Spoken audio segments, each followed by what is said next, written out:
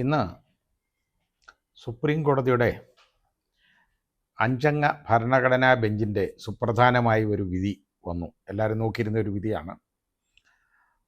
Tamil Nadu governor case എന്ന് പറയുന്ന ഒരു ഗവർണർ കേസ് ഉണ്ടായല്ലോ, നമുക്കതറിയാം. ആ കേസ് ഉണ്ടായി കഴിഞ്ഞപ്പോൾ അതിലെ ഡിസിഷൻ വന്നു. 2 അംഗ ബെഞ്ച് ഒരു ടൈം ലിമിറ്റ് ഗവർണർ ഒപ്പിടാനായിട്ട്, അതായത് ഒരു ബില്ല് പാസ്സാക്കി അസംബ്ലിയിൽ നിന്ന് പാസ്സാക്കി അയച്ചു കഴിഞ്ഞാൽ അത് ഒപ്പിടേണ്ട എന്തുമാത്രം കാലത്തിനകത്ത് അതിലൊരു തീരുമാനം എടുക്കാം, അതോ ഇൻഡെഫിനിറ്റായിട്ട് അതിൽ അടയിരിക്കാൻ പറ്റുമോ എന്നുള്ള കാര്യങ്ങളൊക്കെ അതിൽ തീരുമാനിച്ചത്. അങ്ങനെ പറ്റത്തില്ല, അത് ഒരു കാലപരിധിക്കുള്ളിൽ ഒരു കാലാവധിക്കുള്ളിൽ അത് ഒപ്പിടണമെന്നും അങ്ങനെ ഒപ്പിട്ടില്ലെങ്കിൽ അത് നിയമമായി ആക്കിയതായിട്ട് പരിഗണിക്കണമെന്നും ഒക്കെ പറഞ്ഞുള്ളൊരു വിധി വന്നു. കുറച്ച് വിവാദപരമായ ഒരു വിധിയാണ് ഉണ്ടായത്. ആർട്ടിക്കിൾ 201, അതായത് നമ്മുടെ ഭരണഘടനയുടെ 200, 201 അനുച്ഛേദങ്ങളെ അതിനെ വിശദീകരിച്ചുകൊണ്ടുള്ള ഒരു വിധിയാണ് അതിൽ വന്നത്. അപ്പോൾ 200-ാം അനുച്ഛേദത്തിൻ്റെ ഇതിനകത്ത് പറയുന്നതെന്ന് പറഞ്ഞു കഴിഞ്ഞാൽ, 200-ാം അനുച്ഛേദത്തിൻ്റെ 1-ാമത്തെ പ്രൊവൈസോയ്ക്കകത്ത് പറയുന്നത്, ഇങ്ങനൊരു ബില്ല് കിട്ടിക്കഴിഞ്ഞാൽ ഗവർണർക്ക് എന്തൊക്കെ ചെയ്യാമെന്ന് ആ 200-ാം ഈ അനുച്ഛേദത്തിൽ പറയുന്നുണ്ട്. ഗവർണർക്ക് 3 ഓപ്ഷനാണ് യഥാർത്ഥത്തിൽ. ഒന്ന് ഓപ്ഷൻ എന്ന് പറഞ്ഞാൽ അതായത് എന്തൊക്കെ ചെയ്യാം എന്ന് വെച്ചാൽ ഏതൊക്കെ തീരുമാനങ്ങൾ എടുക്കാം, അതിൽ വിവേചനാധികാരമുള്ള ഏതൊക്കെയാണ് എന്നുള്ളതാണ്. ഒന്നുകിൽ അതിന് അസെൻറ്റ് കൊടുക്കാം, അതായത് അംഗീകരിച്ചിരിക്കുന്നു, ഒപ്പിടാം. രണ്ടാമത്തത് വിത്ത്ഹോൾഡ് ചെയ്യാം. വിത്ത്ഹോൾഡ് ചെയ്യാം എന്ന് പറഞ്ഞാൽ അതിനകത്ത് പറഞ്ഞേക്കുന്നത് that he withhold assent therefrom, അതായത് അസെൻറ്റ് ഇല്ല, വിത്ത്ഹോൾഡ് ചെയ്യുന്നു. അല്ലെന്നുണ്ടെങ്കിൽ ഈ reserve the bill for the consideration the പ്രസിഡൻറ്റിൻ്റെ കൺസിഡറേഷന് വേണ്ടി, പരിഗണനയ്ക്ക് വേണ്ടി ഇത് റിസർവ് ചെയ്യുന്നു എന്ന് പറയാം. അപ്പോൾ അതിൻ്റെ പ്രൊവൈസോയി പറഞ്ഞേക്കുന്നത് ആസ് സൂൺ ആസ് പോസിബിൾ എന്നാണ്. അതായത് ഇത് തീരുമാനം എടുക്കേണ്ടത് ഒന്നേ അസെൻറ്റ് കൊടുക്കണം, അല്ലെങ്കിൽ വിത്ത്ഹോൾഡ് ചെയ്യണം. വിത്ത്ഹോൾഡ് ചെയ്യുക എന്ന് പറഞ്ഞാൽ അതെന്താണെന്ന് ഇപ്പോൾ സുപ്രീം കോടതിയിൽ നിന്ന് വളരെ നല്ല ശരിയായ രീതിയിൽ അത് വ്യക്തമാക്കിയിട്ടുണ്ട്. പിന്നെ അല്ലെങ്കിൽ പ്രസിഡൻ്റ് അധികാരത്തിന് ഒപ്പിന് വേണ്ടി, അസെൻറ്റിന് വേണ്ടി റിസർവ് ചെയ്യാം. ഈ 3 കാര്യങ്ങളാണ് ചെയ്യേണ്ടത്. അപ്പോൾ ഇതിനകത്ത് ഈ ബെഞ്ചിൽ നമ്മുടെ CJI, അതായത് Indian chief justice BR Gavai, അതുപോലെ തന്നെ ജസ്റ്റിസ് സൂര്യകാന്ത്, ജസ്റ്റിസ് വിക്രംനാഥ്, അതുപോലെ ജസ്റ്റിസ് നരസിംഹ, ജസ്റ്റിസ് ചന്ദ്രുക്കർ എന്ന് പറയുന്ന ഈ 5 പേരാണ് ഈ 5 അംഗ ബെഞ്ചിലുള്ളത്. അവർ 10 ദിവസം ഇത് വാദം കേട്ടു. അതിനകത്ത് കപിൽ സിബൽ, അതുപോലെ തന്നെ തുടങ്ങി ഉള്ള അഭിഭാഷകർ, സീനിയർ അഭിഭാഷകർ, പിന്നെ കേരളത്തിന് വേണ്ടി അപ്പിയർ ചെയ്തതാണെങ്കിൽ ശ്രീ KK വേണുഗോപാലാണ്. അതേപോലുള്ള എല്ലാ വളരെ പ്രമുഖരായ ഈ അഭിഭാഷകരൊക്കെ അതിൽ ഹാജരായി. അതിൽ മഹാരാഷ്ട്രയ്ക്ക് വേണ്ടിയൊക്കെ നമ്മൾക്ക് അതിനു വേണ്ടി തുഷാർ മേത്തയും വേറെ അതേപോലെ വളരെ പ്രധാനപ്പെട്ട മറ്റ് അഭിഭാഷകരുമൊക്കെ ഹാജരായിട്ടുണ്ട്.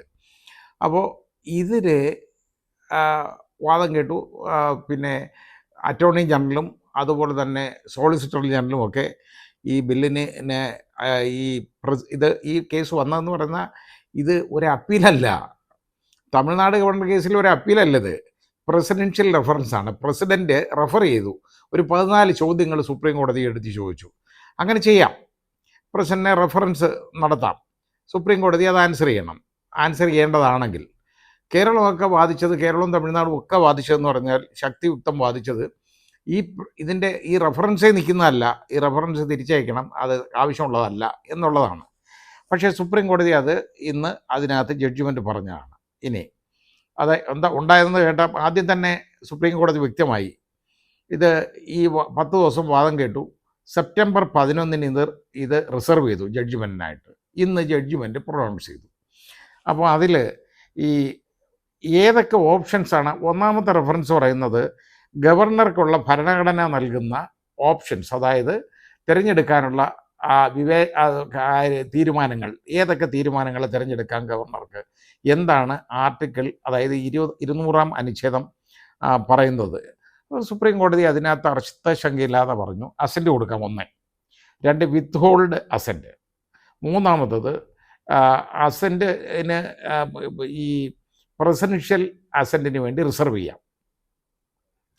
ഇനി എന്നിട്ട് അതിനകത്ത് പറഞ്ഞു, ഈ വിത്ത്ഹോൾഡ് എന്ന് പറഞ്ഞുണ്ടല്ലോ, തോന്നിവാസം പോലെ വിത്ത്ഹോൾഡ് ചെയ്യാനല്ല. വിത്ത്ഹോൾഡ് എന്ന് പറയുന്ന പവർ എന്ന് പറയുന്നാൽ it should be accompanied by returning the bill to the house assembly.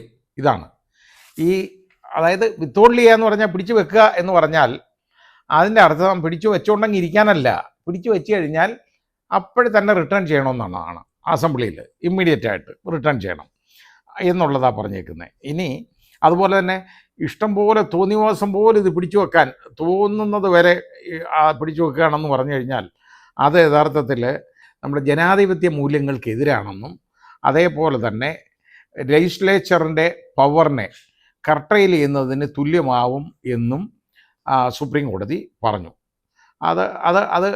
അതിനെ ഹനിക്കുന്നതാണെന്ന്. അതായത് ലെജിസ്ലേച്ചറിൻ്റെ പവറാണ് ലെജിസ്ലേഷൻ പാസ്സാക്കുക എന്നുള്ളത്. അതില്ലാതാകുക, അത് കർട്ടയിൽ ചെയ്യുക എന്നുള്ളത് ആണ് എന്ന് സുപ്രീം കോടതി പറഞ്ഞു. ഇനി അതേപോലെ തന്നെ പിന്നെ എന്നിട്ട് പറഞ്ഞു, ഈ ഇഷ്ടം പോലെ പ്രസിഡന്റിന് അത് പിടിച്ചു വെക്കാം, അത് തിരിച്ചയക്കാതെ തന്നെ പിടിച്ചു വെക്കാം ഉള്ള അധികാരം ഉണ്ടെന്നാണ് യൂണിയൻ ഗവൺമെൻറ് വാദിച്ചത്. അപ്പോൾ ആ ഭാഗത്തു നിന്നുണ്ടായത് അത് പറഞ്ഞു അത് നടക്കുന്ന കാര്യമല്ല. ഈ വിത്ത്ഹോൾഡ് എന്ന് പറഞ്ഞാൽ വിത്ത്ഹോൾഡ് എന്ന് പറഞ്ഞു കഴിഞ്ഞാൽ withhold and should be accompanied by returning bill to the assembly. അങ്ങനൊരു സുപ്രധാനമായ തീരുമാനം വന്നു. ഇനി അതേപോലെ തന്നെ ഇനി പിന്നെ പറഞ്ഞത്, ഇനി ഈ രണ്ടാമത്തെ ഒരു ചോദ്യം ചോദിച്ചിരുന്നത്, ഈ ഓപ്ഷൻസ്, അതായത് ഗവർണർ ഈ ഓപ്ഷൻസ് എക്സർസൈസ് ചെയ്യണമെന്നുണ്ടെങ്കിൽ അതിന് ഗവർണർ, അതായത് കൗൺസിൽ ഓഫ് മിനിസ്റ്റേഴ്സിൻ്റെ എയ്ഡ് ആൻഡ് അഡ്വൈസ് വേണോ എന്നുള്ളതാണ്.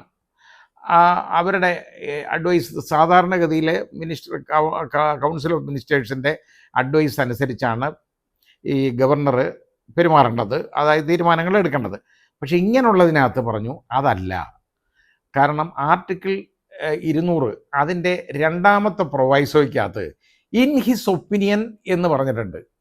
അതായത് പ്രസിഡന്റിനെ അയക്കണം എന്നുള്ള ഇൻ ഹിസ് ഒപ്പീനിയൻ.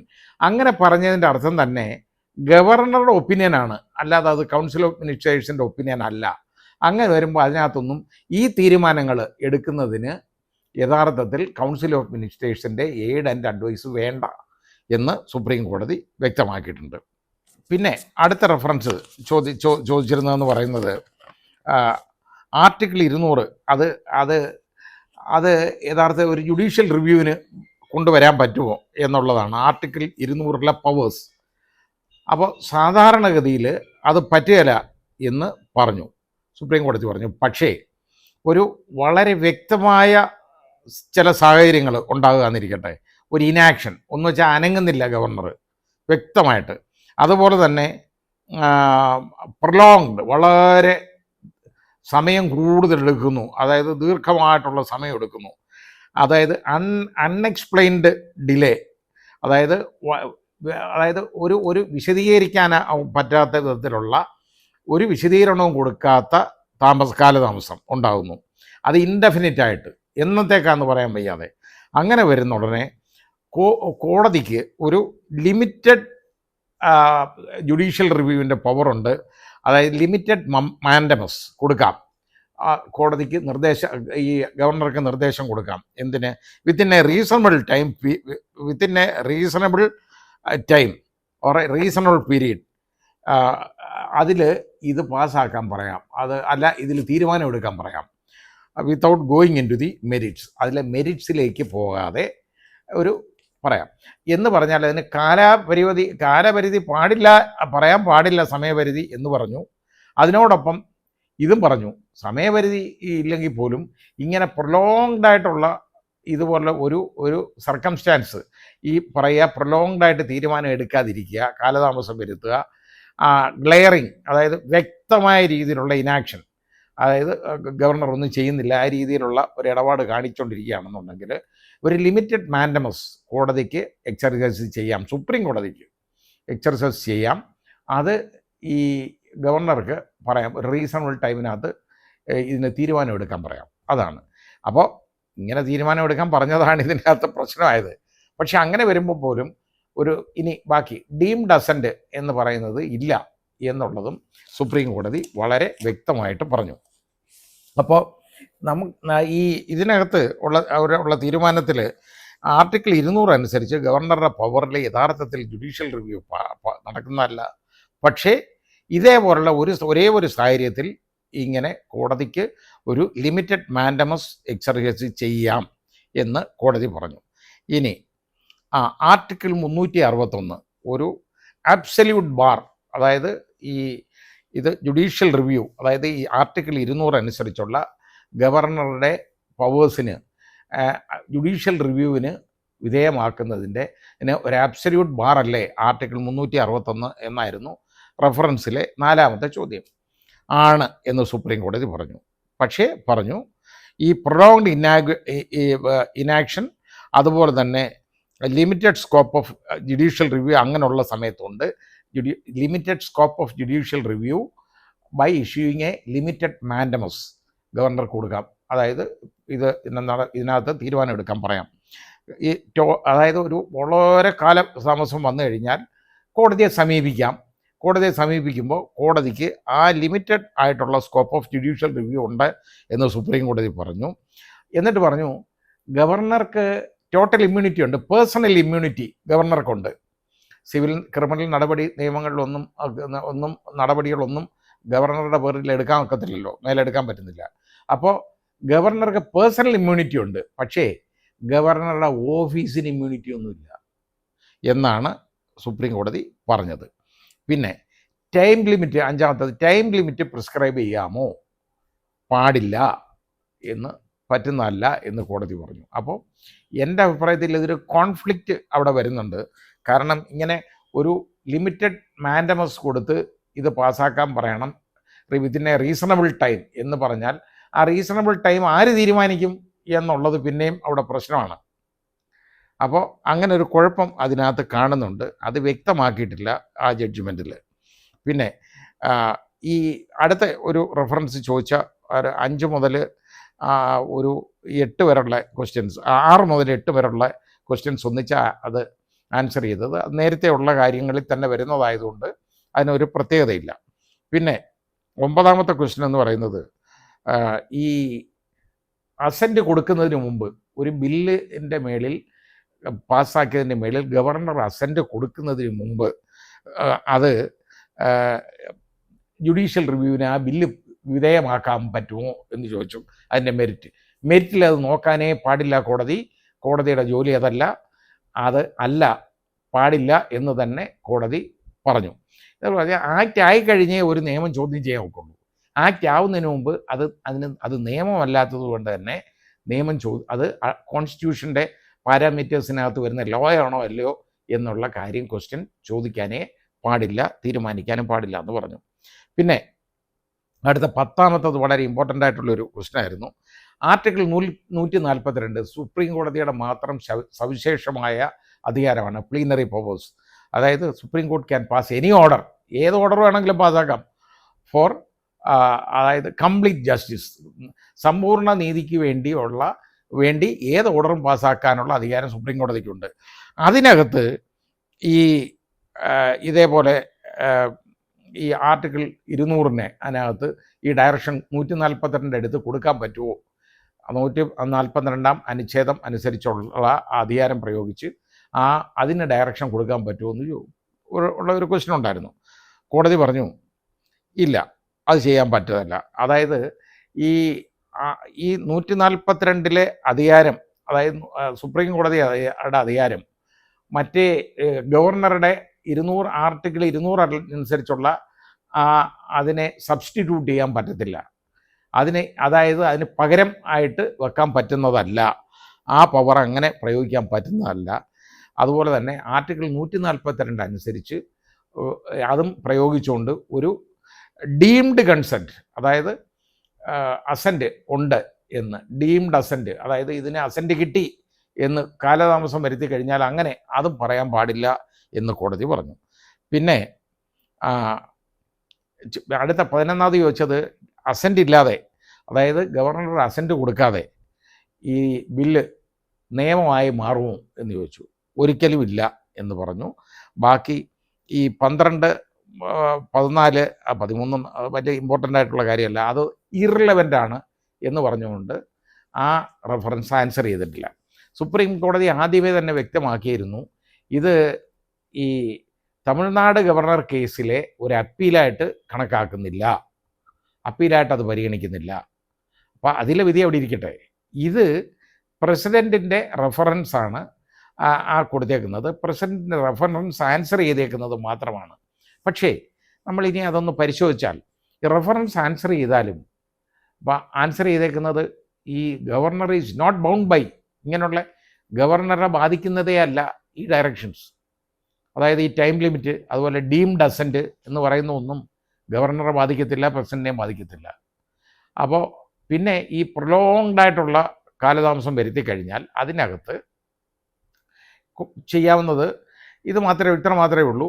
അതായത് ഈ ഒരു റീസണബിൾ ടൈമിനകത്ത് ഇതിനകത്ത് തീരുമാനമെടുക്കാൻ ഗവർണറടുത്ത് പറയണം.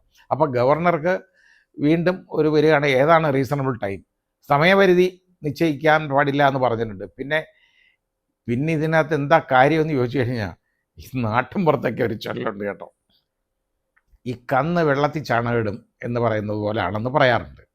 അതായത് ഈ വെള്ളം നല്ല ട്രാൻസ്പെറൻ്റായിട്ട് കിടക്കുന്ന വെള്ളം, നിലത്തിനകത്ത് വെള്ളം കെട്ടി കിടക്കും, അതിൽ ഈ കന്ന് പോത്തുമൊക്കെ ഇങ്ങനെ അവിടെ അതിലൊക്കെ നടന്നിട്ട് അതിനകത്ത് ഇങ്ങനെ ചാണം ഇടാറുണ്ട്. നമുക്ക് നോക്കുമ്പോൾ വെള്ളത്തിൽ കൂടെ നോക്കുമ്പോൾ ഈ ചാണം ഇങ്ങനെ അടുക്കടുക്കായിട്ട് ഇരിക്കുന്നതായിട്ട് അതിൽ കാണാം. എന്നാൽ നമുക്ക് വിചാരിക്കും ഈ ചാണം എടുത്ത് ഇച്ചിരി അപ്പുറത്തോട്ട് മാറ്റി വെക്കാം എന്ന് വിചാരിച്ചാൽ ഇത് അങ്ങോട്ട് എടുക്കാൻ പോയാൽ ഇത് കലങ്ങിപ്പോകും. അപ്പോൾ സാധനം അവിടെ ഉണ്ട്, പക്ഷേ ഇതിപ്പോൾ ഒരു ജഡ്ജ്മെൻറ്റ് വന്നു, ഇതിൻ്റെ ഉത്തരവൊക്കെ പറഞ്ഞു, പക്ഷേ ഇതാകപ്പാടെ കലങ്ങിപ്പോയി, അത്രയേ ഉള്ളൂ.